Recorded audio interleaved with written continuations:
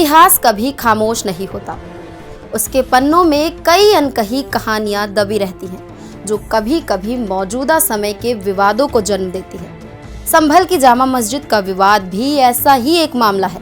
यहाँ कई सवाल खड़े होते हैं। क्या ये इतिहास का सच है या राजनीति की चाल?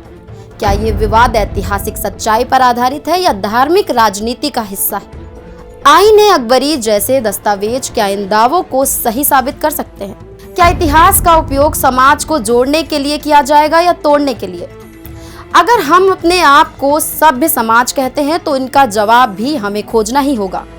संभल, जो 16वीं सदी में मुगल साम्राज्य का एक प्रमुख प्रशासनिक केंद्र था, आज धार्मिक और राजनीतिक विवादों की वजह से चर्चा में है।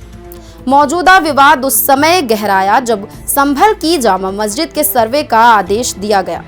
दावा किया गया कि ये मस्जिद किसी प्राचीन मंदिर की नींव पर बनाई गई है। आईने अकबरी का नाम इस संदर्भ में बार बार लिया गया क्योंकि इसमें संभल की प्रशासनिक और सांस्कृतिक स्थिति का उल्लेख है। पहले तो जान लीजिए कि आईने अकबरी क्या है और ये क्यों महत्वपूर्ण है। अबुल फजल द्वारा लिखी गई ये किताब ऐतिहासिक किताब अकबरनामा का तीसरा हिस्सा है। इसमें अकबर के शासनकाल की प्रशासनिक, सामाजिक और सांस्कृतिक व्यवस्थाओं का विस्तार से वर्णन है। इसमें कर व्यवस्था, प्रांतों का विभाजन, सेना का संगठन और सामाजिक परंपराओं का उल्लेख है। धार्मिक सहिष्णुता और अकबर के धर्मनिरपेक्ष दृष्टिकोण का भी इसमें वर्णन है। आईने अकबरी उस दौर की धार्मिक संरचनाओं और उनके निर्माण की प्रक्रिया को भी उजागर करती है। आईने अकबरी के पेज नंबर 281 पर संभल का जिक्र मिलता है। इसके मुताबिक संभल अकबर के सबसे महत्वपूर्ण प्रांतों में से एक था। इसे न केवल प्रशासनिक बल्कि सांस्कृतिक केंद्रों के रूप में भी जाना जाता था। यह शहर व्यापार, कृषि और सामाजिक गतिविधियों का गढ़ था। इस किताब में संभल को एक प्रशासनिक इकाई के रूप में दर्ज किया गया है। संभल को मुगल शासन में एक रणनीतिक केंद्र माना गया था। यहाँ की उपजाऊ भूमि और आर्थिक योगदान का भी उल्लेख मिलता है। याचिकाकर्ताओं का दावा है कि किताब में दी गई जानकारी इशारा करती है कि मंदिर को मस्जिद में बदला गया होगा। आईने अकबरी के पेज नंबर 281 में संभल शहर के हरिमंडल मंदिर का उल्लेख है।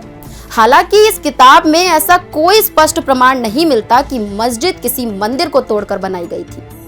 मस्जिद प्रबंधन ने 1991 के पूजा स्थल अधिनियम का हवाला देते हुए विवाद को खारिज करने की मांग की, लेकिन याचिकाकर्ताओं का दावा है कि मस्जिद में पूजा अर्चना की अनुमति दी जाए। बहरहाल, मौजूदा सर्वे के दौरान पथराव और हिंसा ने इस मामले को और अधिक संवेदनशील बना दिया। पुलिस को बल प्रयोग करना पड़ा, जिसमें कई लोग घायल हुए और कुछ लोगों की जानें भी चली गई।